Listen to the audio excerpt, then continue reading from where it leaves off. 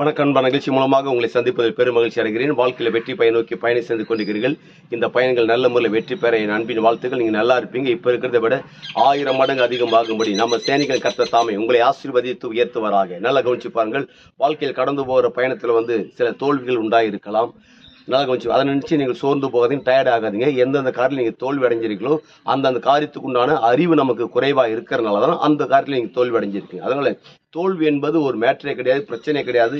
நீங்கள் உச்சத்திலிருந்து நீங்கள் பாட்டம் வந்திருக்கலாம், எல்லாத்தையும் இழந்து போயிருக்கலாம், மிகப்பெரிய மைண்டில் டிஸ்டர்பன்ஸ் ஆகிருக்கலாம். இவ்வளோ காரியம் இப்படி ஆகிடுச்சே, இவ்வளோ தோற்று போயிட்டுனே, இந்த விஷயத்தில் இப்படி இறங்கிடுச்சேன்னு சொல்லிட்டு நிறைய தோல்வியை நினச்சி நீங்கள் சோர்ந்து போகாதீங்க.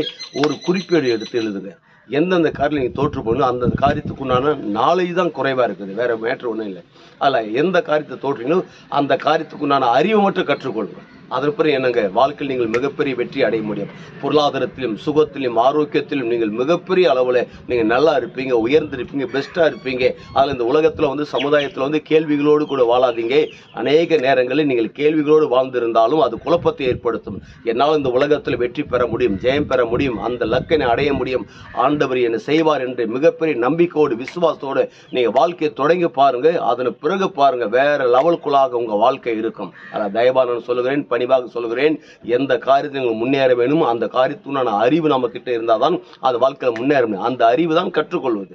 அதை கற்றுக்கொள்ளுங்கள். வாழ்க்கையில் நீங்கள் வெற்றியோடு, இன்பத்தோடு, சுகத்தோடு, பலத்தோடு, ஆரோக்கியத்தோடு, நலமுடன் நீங்கள் வாழுவீங்க. அப்படி நலமுடன் வாழும்போது என்ன நடக்குது தெரியுமா?